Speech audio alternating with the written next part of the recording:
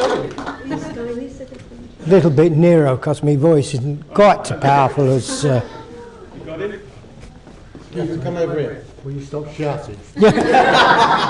Dad, you got to come over because of the camera. That's good. Helen's under control.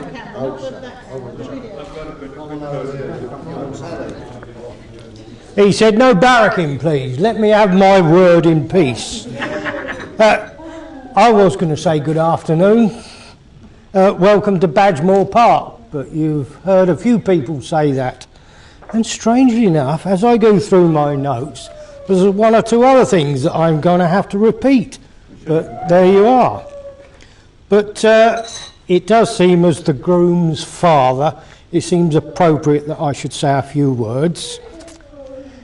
I had a lengthy speech prepared there, but a problem has arisen already. Martin has only just this past moment specifically asked me not to mention and refrain from mentioning past lady friends or relations. We don't have time, there's only 3 hours. Yes. Sadly, that has indeed cut my speech down to about 15 seconds. Thank you, Martin. So that only leaves me with the task of once again welcoming parents, friends and guests who've accepted Lucy and Martin's invitation to join them together today to mark this occasion. And yes, I wanted to mention you've heard from Colin, Lucy's father. He was your number one speaker. If you're taking note, you'll notice he was number one. But I'd personally like to welcome him, and I'd like to continue by saying what a pleasure it has been for us to meet Lucy's father, who, as you heard, and I'm going to repeat that bit again, he's come from Ontario, Canada, to give his blessing at Lucy's side on this very special day. So, welcome, Colin. The proceedings wouldn't be complete without Josie, Lucy's mum. And therefore a special welcome goes out to Josie, who I know who has looked forward to being with Lucy on this her wedding day.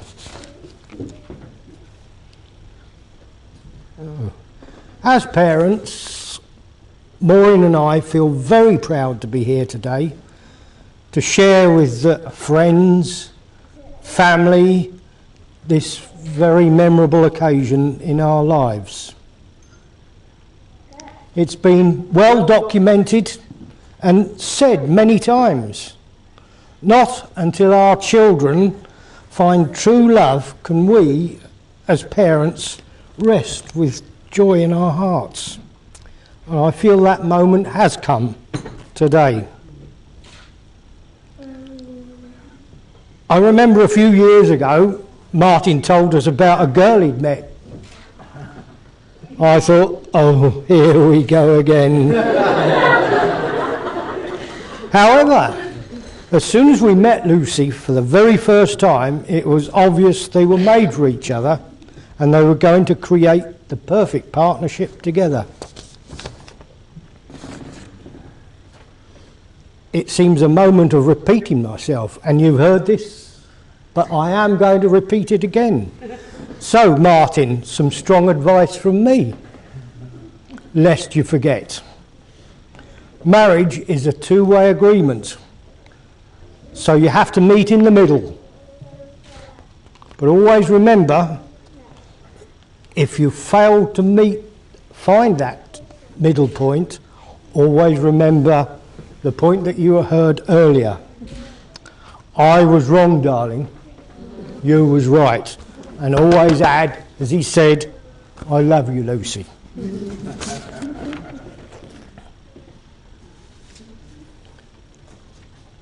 As this special day unfolds, we can't help looking back at Martin's childhood. Martin was born the first grandson of my parents. They both loved and adored him, and yes, he was probably spoilt by both our grandparents.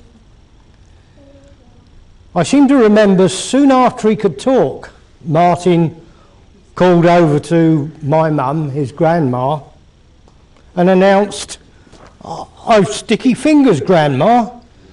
Can you get something to clean the fingers?" Grandma came rushing over and picked up a bib that lay just in front of him and wiped his hands. So you can see, Lucy, what I'm getting at. High maintenance or what? There were other embarrassing moments I remember. I remember Martin crawling around the floor and he wet himself.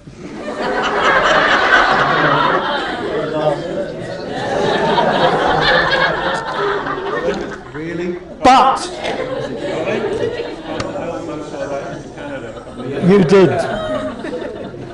But I wanted to add, that's enough about his 18th birthday party.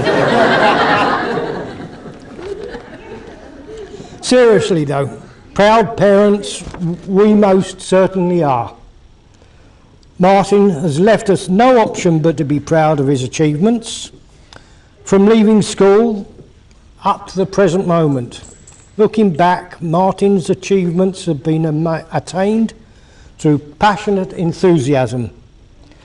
Passionate enthusiasm for the job in hand. He's put the hours in and he's achieved the goals that he's aspired to. On leaving school, Martin got a job at Fulwell Golf Club. Well before he was 21 years of age, he had full control as head greenkeeper in his own right of Roehampton Golf Club.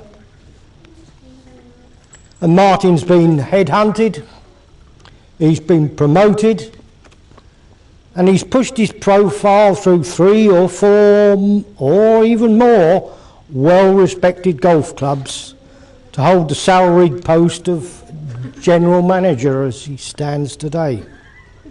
I feel a punch coming.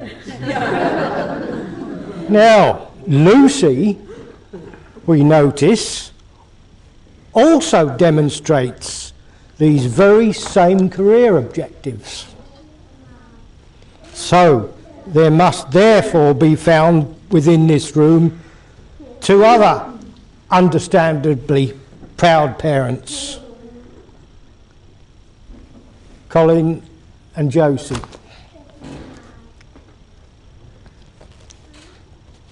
And Lucy and Martin's blend of commitment to achievement can only serve well to dovetail and harmonise themselves together within the home front, and that must therefore bode well for both of them to enjoy a long and happy life together.